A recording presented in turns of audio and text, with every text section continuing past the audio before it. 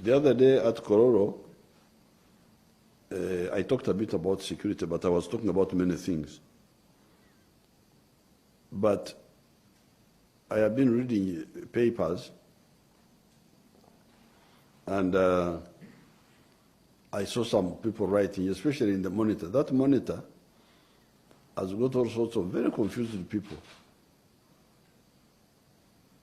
One of these days I will answer them.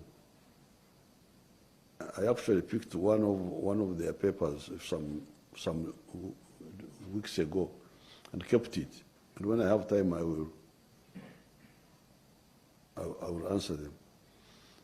Now, when they are dealing with the security, they now want to spread pessimism and worry about security. And from what I could see, they were making 3 points. Point number one was, these people who are killing people, who have been killing people even in the past, investigations are done, but they are never completed. That's one line. Then the second one is with the shooting at Katumba recently. Oh, a whole general has been shot. If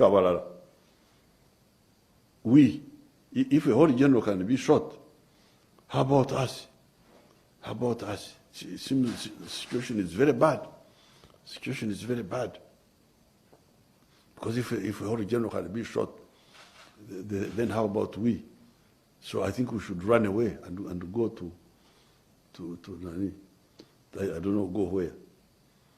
Then thirdly, now, this one I saw, I think it was yesterday or today, I saw it in that bad paper called Monitor. So, the elite, the elite are not sleeping. They are worried about their security.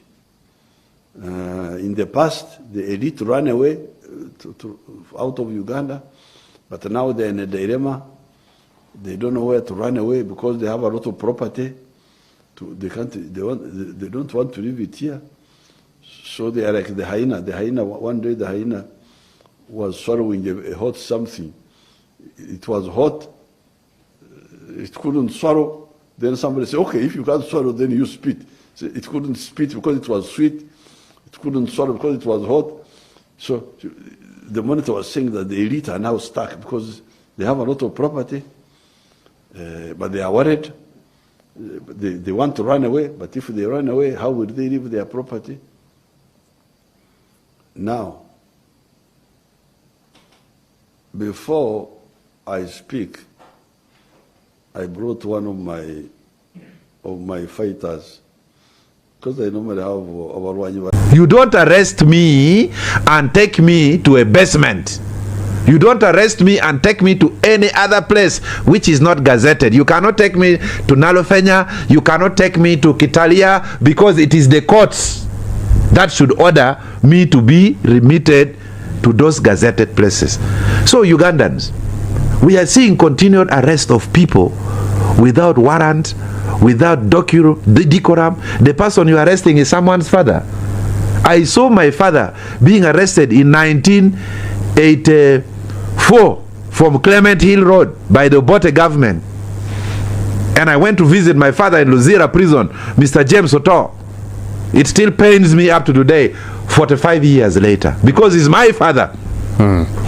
So Namere is someone's mother, is someone's wife. You bundle a woman, you bundle an MP, you don't even care whether she has carried pads for changing while she's in detention. I think the country is losing it. And if this thing does not stop, some of us will either go to exile and some people will go to the bush. Because the environment President Museveni created is a friendly environment.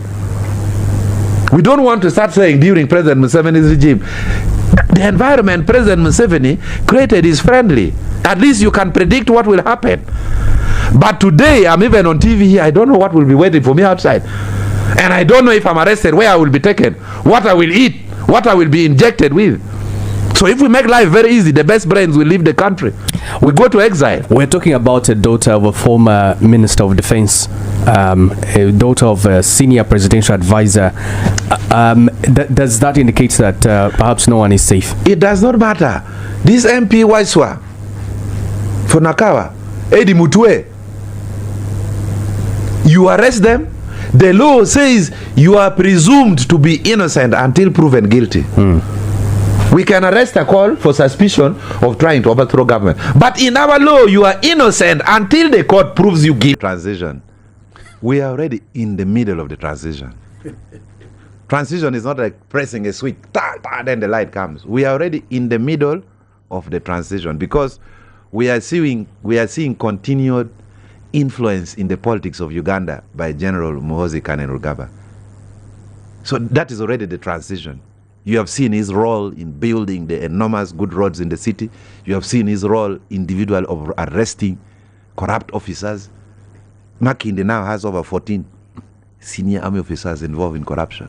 We are now seeing his continuing role involving in partisan politics. So this is already transition. So those of you who are waiting for transition, it is a process. You have to accept it slowly, slowly. By the time you realize, the ball would be in the net. So this is already transition. And my prediction, you would see two things that would be delivered by Oboth Oboth. There are only two things left in that constitution. Other than that, it will be a piece of paper for pancakes. One, amending the constitution to allow the president to be elected by MPs. That one I can predict. It is coming. Why would that be? I have seen. I saw the atmosphere in Kololo when the CDF arrived. There was celebration. Yeah. Okay. It's as if the president had arrived. No, the first amendment would be just in case. Why wouldn't it? If he was to become president, why wouldn't he go through a popular vote? Now there are two amendments I'm predicting. One, this one I am very sure because I want someone that be very careful. Don't play all your cards. He said, no, I still have two more cards and they need me for those cards. So one is because the last campaign, the security was overstretched to see an old man of 82 years moving all over the country. It was now almost one rally per day, as opposed to 3-4 of those days. So in an event, in a likely event, President Museveni stands. He was doing maybe 2 a day. Yes. In a likely event, President Museveni stands in 2031, where I will be 87. So the pressure has to reduce, not running around in Komansimbi, Tabai for rallies. No. You just concentrate on MPs, and then the 300 MPs come and elect you. So that means being a member of parliament is going to be do or die. Because it will be the beginning of the presidential election. That means it's also not advisable whatsoever at that time to run for member of parliament if you are not in the ruling party. Because they would want the numbers. To become a president, you have to have the numbers in the house. So if you are not in NRM and you want to run for member of parliament, it is not advisable. It means no one can easily be the president in the future unless you have majority in the house. So that is the first thing. The second prediction on that of the potential candidates on who is going to become president after 2031, who is afraid of a popular vote, of being subjected to the popular vote, that aspects favor General Yoweri Kaguta Museveni. The second amendment which is coming is Article 208 of the Constitution. We are now saying that they will amend the Constitution to allow a serving officer to run for presidency. And mark my words, because as of now, if you're in active service, you cannot run for presidency. And who does that favor? When you are passing a law that anyone who is tall, huge, dark, with a black suit, with a yellow tie, it passes from here, commits an offense, it means you are targeting a call. Because all the specifications with a round face, all the specifications would meet him. So the moment you want to allow a serving officer to run for presidency, who are you talking about? There is one person who is fighting corruption. There is one person who is promising housing over the city. There is one person who has built roads in the city. There is one person who is determining who should the speaker be. There is one person who is the commander of the armed forces, building huge army headquarters in Buea, unprecedented. So it means that amendment would, of course, favor General Muhoozi. So that's why I'm saying we are already in the transition. The transition is not like eating Holy Communion. It is a process, you know. But back to your question on the issue of arrest, I still think Ugandans are scared. Ugandans, including me, we are scared of the way things are being done.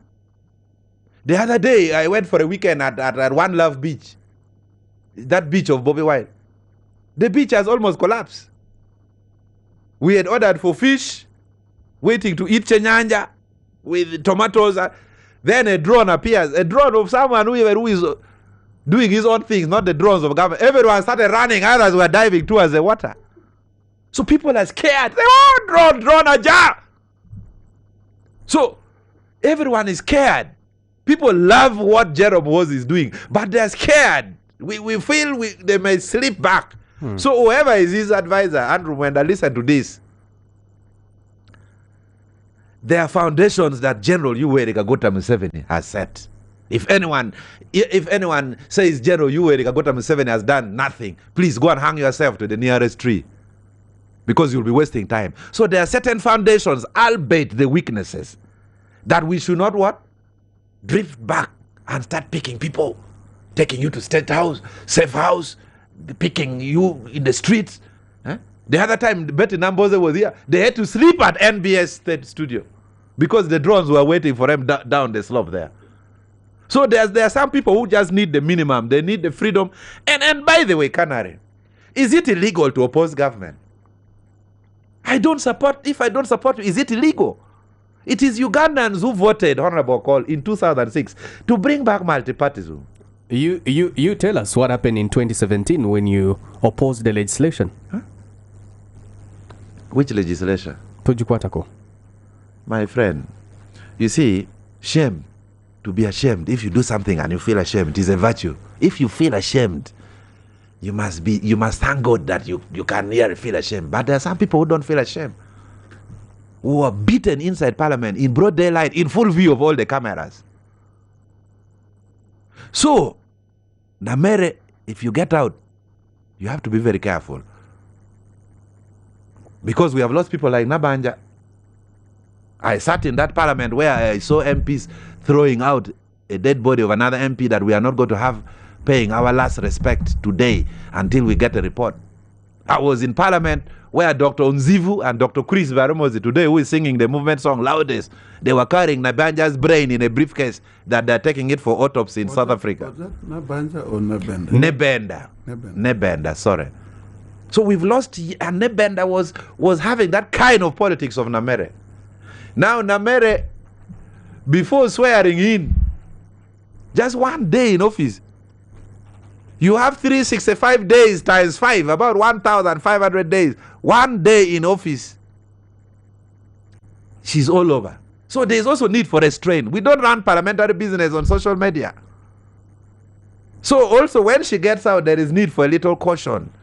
I know the young generation is coming in, but at times there is need for caution. So then what is the importance of the freedoms of expression, freedoms of association?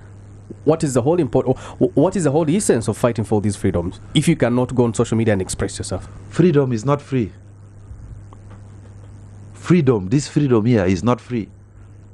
You are not going to say I have freedom of expression, then I start turning my hands and punch the nose of a call.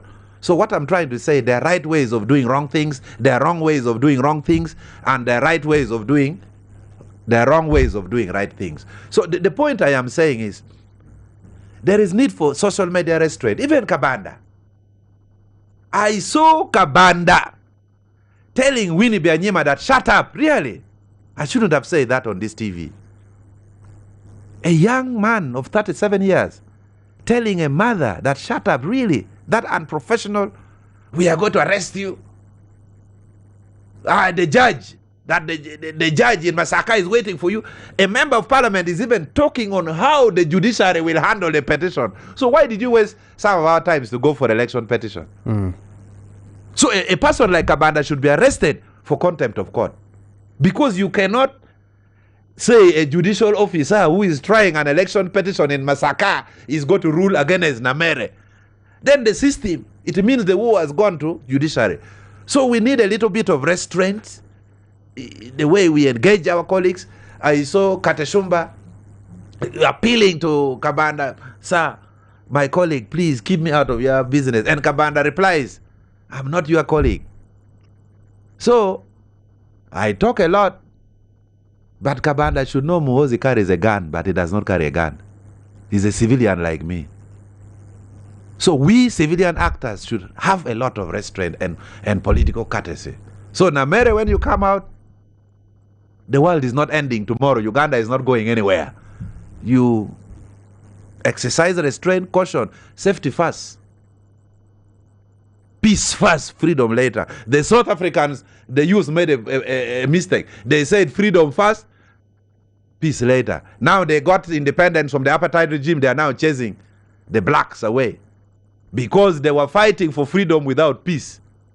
So we need restraint, and President Museveni, the culture which President Museveni has brought Uganda, we should not accept any slight degeneration. We should only build where President Museveni has brought Uganda. To that extent, I would even want to clap my hands for the building that Jerome Muhoozi is doing in relation to fighting corruption. Where there is credit, we give credit where there is due. But this one of taking people's lovely children to the basement, that one, no. You disassociate. I dissociate myself vehemently, and I even want it to be written on my grave.